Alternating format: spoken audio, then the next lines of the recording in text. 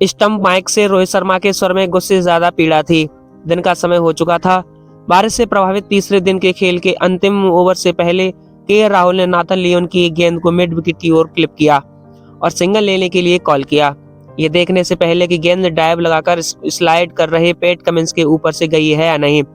ऑस्ट्रेलियाई कप्तान गेंद तक पहुंचे लेकिन रन आउट करने के लिए पर्याप्त समय से इसे नहीं उठा सके, जबकि दो भारतीय बल्लेबाज लगभग दुर्भाग्यपूर्ण गलती कर बैठे थे और रोहित शर्मा ने स्ट्राइक एंड पर सुरक्षित जगह पर पहुंचते ही गुस्से में अपना बल्ला लगभग जमीन पर पटक दिया था। हालांकि उन्होंने तुरंत अपना संयम वापस लिया और राहुल को अपनी कॉलिंग में थोड़ा और सतर्क रहने के लिए कहा। हर बारिश के साथ पूंछ पर नीले रंग की धारा कम होती जा रही थी, ठीक वैसे ही जैसे टेस्ट मैच में भारत की स्थिति थी।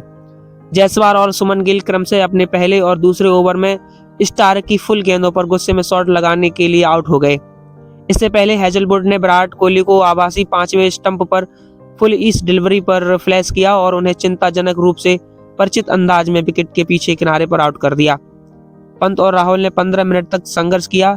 जब खिलाड़ियों को वापस मैदान पर लाया गया, यह वह अवधि थी जब कमिंस आक्रमण में आए और ऑस्ट्रेलिया कप्तान को केवल कुछ ही गेंदों पर वापस आना पड़ा, जबकि हमने उस समय तक दिन की सबसे भारी और लंबी बारिश देखी थी।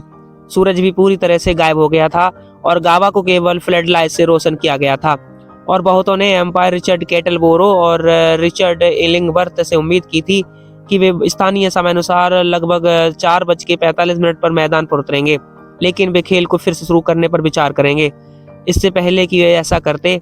इसी बीच लियोन 15 ओवर पुरानी गेंद से गेंदबाजी कर रहे थे। इसका एकमात्र कारण यह था कि एम्पायरों ने कमिंस के लिए स्टैनली स्ट्रीट एंड से अपना स्पेल फिर से शुरू करने के लिए बहुत अंधेरा माना था, क्योंकि मिचेल स्टार्क ने वल्चर स्ट्रीट एंड से अपना वादित ओवर पूरा कर लिया था। हालांकि लियोन ने अपने एकमात्र ओवर में कुछ गेंदों को सतह पर पकड़ बनाने और उछालने प्राप्त करने के लिए, जैसा कि ट्रेविस हेड ने अपने एकमात्र ओवर में किया था। लेकिन रोहित और राहुल के लिए दो ऑफ स्पिनर से मुकाबला करने के लिए कोई वास्तविक खतरा नहीं था। उन शानदार पलों में सिर्फ ऑस्ट्रेलिया ही चमक रहा था, जैसा कि रोहित द्वारा शनिवार को टॉस जीतकर पहले क्षेत्र रक्षण करने के बाद से ही देखने को मिल रहा है।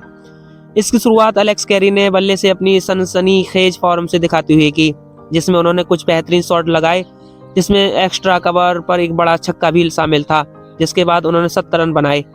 मैच की शुरुआत में बुमराह ने 6ठा विकेट लिया, लेकिन मेहमान टीम के लिए यह सबसे बड़ी खुशी थी। भले ही वे बिना ज्यादा नुकसान के पुछल्ले बल्लेबाजों को आउट करने में सफल रहे,